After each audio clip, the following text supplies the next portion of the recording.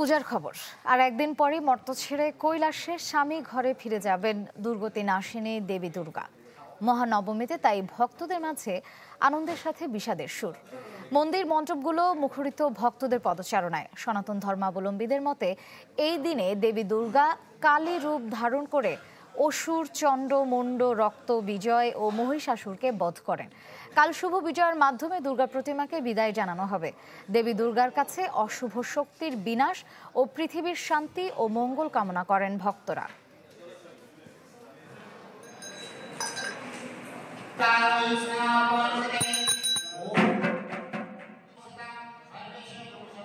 এখানে আসছি আসলে মায়ের কাছে আমরা সারা বছর জন্য ভালো থাকি, আমাদের সন্তান ভালো থাকে এবং সুন্দরভাবে সারা বছরটি কাটাতে পারি। আর ভুল ত্রুটি যা আছে সেগুলো ক্ষমা চাওয়ার জন্যই মায়ের কাছে।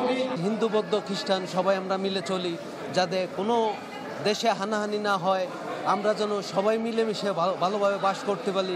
দেবীর কাছে একটাই চাওয়া, যে দেশ দশ সবার জন্য চাওয়া, প্রার্থনা করতে আসা, আর সবাইকে নিয়ে যেন এরকমভাবে সারা জীবন কাটিয়ে যেতে পারি।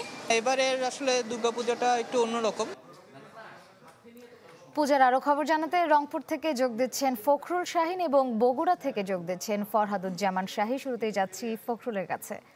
ফখরুল, কেমন চলছে পুজো?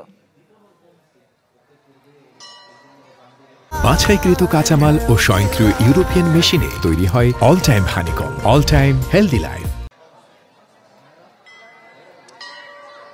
আসলে শ্রেয়া, আমি মণ্ডপে এসে দেখতেই পাচ্ছি যে যারা ভক্ত আছেন তাদের যে আরাধনা করছেন, এখানে শত শত ভক্ত এসে, এবং প্রতিটা মণ্ডপে কিন্তু ভক্তদের ঢল নেমেছে এবং মণ্ডপগুলো ঘুরলেই দেখা যাচ্ছে যে কতটা উৎসবমুখর পরিবেশে এই পূজা অনুষ্ঠিত হচ্ছে। আজ মহানবমী এবং আমরা সকাল থেকে দেখেছি যে নবমীর যে বিহিত পূজা সেটি কিন্তু সকালে হয়েছে এবং অঞ্জলি প্রদান করা হয়েছে। তারপরে একটু আগে কিন্তু প্রসাদ বিতরণ করা হয়েছে এবং আমি যেখানে আছি নবাবগঞ্জ বাজারের যে মণ্ডপটি, এটি কিন্তু রংপুর নগরীর মধ্যে সবচেয়ে বড় মণ্ডপ এবং এই মণ্ডপে আমরা শুরু থেকে দেখেছি যে পঞ্চমী, ষষ্ঠী, সপ্তমী এবং অষ্টমী এবং আজ নবমী সবগুলো দিনেই কিন্তু উৎসবমুখর পরিবেশেই পূজা অনুষ্ঠিত হচ্ছে। শুধু এটি নয়, রংপুরের যে প্রায় 900-র বেশি মণ্ডপে কিন্তু পূজা অনুষ্ঠিত হচ্ছে এবং রংপুর নগরীর বাইরেও যে উপজেলা শহরগুলো আছে সেখানেও কিন্তু উৎসবমুখর পরিবেশেই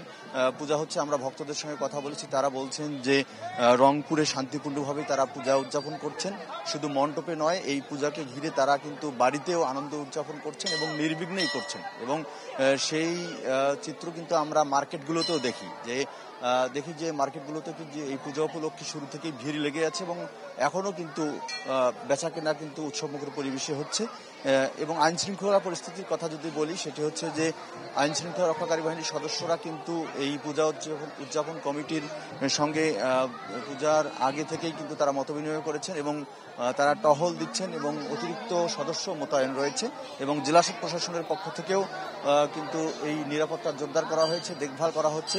পূজা যেন নির্বিঘ্নে এবং শান্তিপূর্ণভাবেই তারা পালন করতে পারে সেজন্য কিন্তু শুরু থেকেই তৎপর রয়েছেন এবং আগামীকাল বিজয়া দশমী আছে এবং বিসর্জনের মধ্য দিয়ে শেষ হবে। ভক্তরা আশা করছেন যে শেষ পর্যন্ত তারা নির্বিঘ্নে পূজা পালন করতে পারবেন। তো এই ছিল এখানকার সর্বশেষ। শ্রেয়া, ধন্যবাদ ফখরুল। এবারে যাচ্ছি ফরহাদুজ্জামান শাহীর কাছে। ফরহাদ, বগুড়াতে পূজার উদযাপন কেমন হচ্ছে?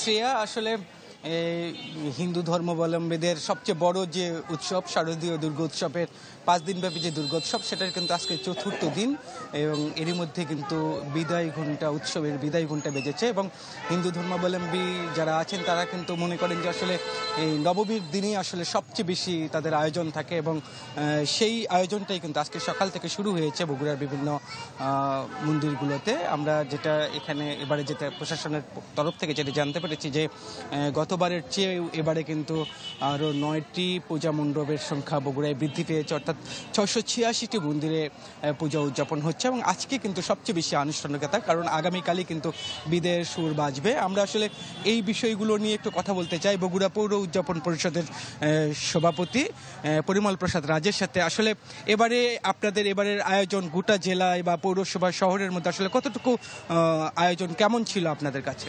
ধন্যবাদ, সবাইকে নবমী শুভেচ্ছা। আসলে আপনার গতবারের চেয়ে কিন্তু আমাদের 9টা পূজা বৃদ্ধি হয়েছে, 666টা পূজা হচ্ছে এবং খুব সুন্দরভাবে পুজো পার্বণ আমাদের অনুষ্ঠিত হয়েছে।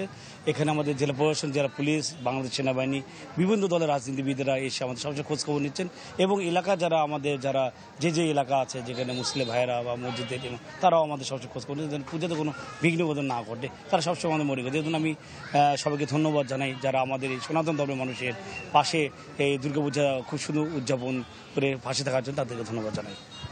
শুনছিলেন শ্রেয়া, বগুড়ার পৌর পূজা উদযাপন পরিষদের সভাপতি পরিমল প্রসাদ রাজের কাছ থেকে আমরা শুনছিলাম যে সব ধর্মের মানুষ এবং প্রশাসনের সার্বিক সহযোগিতায় এবারে কিন্তু দুর্গাপূজার উৎসব চলছে এবং আজকেই মোটামুটি আয়োজনের একেবারে শেষের দিকে যাবে এবং আগামীকাল বিসর্জনের মাধ্যমে দুর্গাপূজা সারা দেশের মতো বগুড়াতেও শেষ হবে এবং এবারের আয়োজন নিয়ে কিন্তু যারা আয়োজক এবং যারা হিন্দু ধর্মাবলম্বী যারা আছেন তারা সবাই কিন্তু অনেকটা সন্তোষ প্রকাশ করেছেন। শ্রেয়া, ধন্যবাদ ফরহাদ। পূজার খবর জানাতে রংপুর এবং বগুড়া থেকে যুক্ত ছিলেন সহকর্মীরা।